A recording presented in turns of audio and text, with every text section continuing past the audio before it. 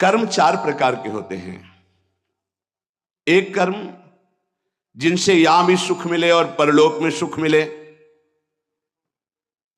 जैसे हम यहां किसी भूखे को भोजन पवा देते हैं तो हमारी संपत्ति भी बढ़ेगी और परलोक में इसके पुण्य का बड़ा लाभ प्राप्त होगा। या हम ऐसी कुछ अपने धन से व्यवस्था करते हैं जिससे भजन करने वाले संतों को सुख मिले, जो सतमार्ग में चल रहे हैं उनकी वास की व्यवस्था, वस्त्र की व्यवस्था, भोजन की व्यवस्था, यहां भी तुम्हारे ऐश्वर्य बढ़ेगा और परलोक में भी भगवत कृपा प्राप्त होगी। औषधालय खोल देना, प्याऊ खोल देना, ऐसी व्यवस्था कर देना जिनकी व्यवस्थाएं नहीं हैं, उनको वस्त्र है, भोजन है, औषधि है, इस तरह की, तो यहां भी सुख और परलोक में भी सुख।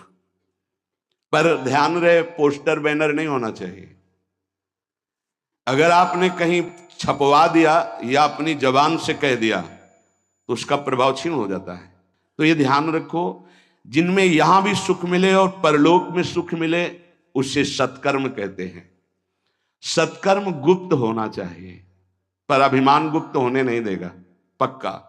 वो चाहे दीवाल से कहेगा जरूर।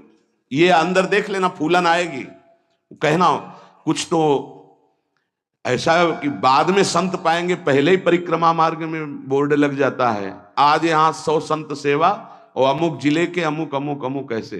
तब ये लगता है कि कैसे तुम नादान बच्चे हो, तुम्हें इतना बड़ा सौभाग्य सुकृत का मिला था, इतना महान सत्कर्म हो, तुमने सब मिटिया मेट कर दिया।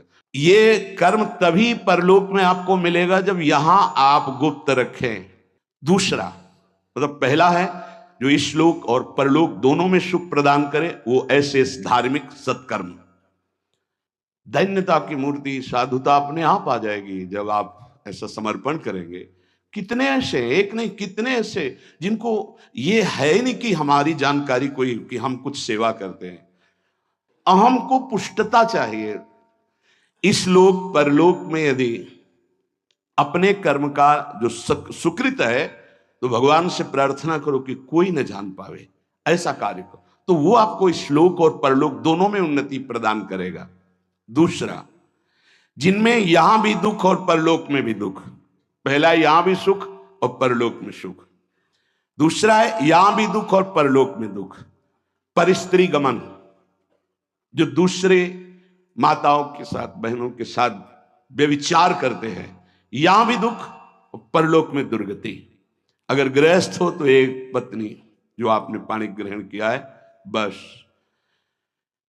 दूसरा, मदिरापान, मद्यपान, यहां भी दुख, परलोक में दुर्गति। द्वित कीड़ा, जुआ, यहां भी दुख, परलोक में दुर्गति। हिंसा, मांस खाना, यहां भी दुर्गति और परलोक में भी दुर्गति। देख लेना, खूब मांस खा लो, फिर तुम्हारा मांस जब अंतिम समय सड़ेगा ना और तुम्हारी जब दुर्गति होगी तब तुम्हें पता चलेगा। अभी तो खा लो, अभी तो तुम बातें बना लो, समय आएगा तब तुम्हें ऐसा जलाएगा।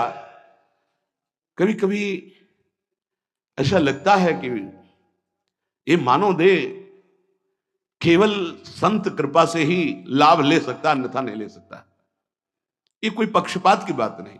जिनको संत समागम नहीं मिला है, पूरा पशुवत जीवन व्यतीत हो रहा है, पशुवत जीवन। बस इतना लक्ष्य है, कितना भोग भोग लें, कितना विषयों का सेवन कर लें, बस इतना ही उनका लक्ष्य है। वो चाहे पैसे के बल से, वृद्धावस्था है, पैसे के बल से वही विलासिता, वही भोग, सोच नहीं रहे कि किस लिए आया था, क्या करना।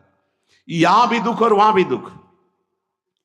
जो दूसरों को दुख देता है, हिंसा करता है, व्यभिचार करता है, मांस खाता है, यहां भी दुख और परलोक में भी दुख। तीसरा, यहां सुख, परलोक में दुख।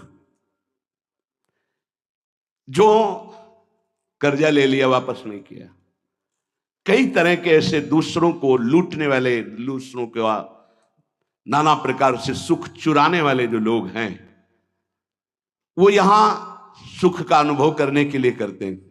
अपहरण कर लिया, ऐसा कर लिया, चोरी कर लिया, ऐसा, इसके बाद का परिणाम परलोक में तो भयानक दुख मिलेगा और सबसे बड़ा दंड होता है, मन जलता रहता है।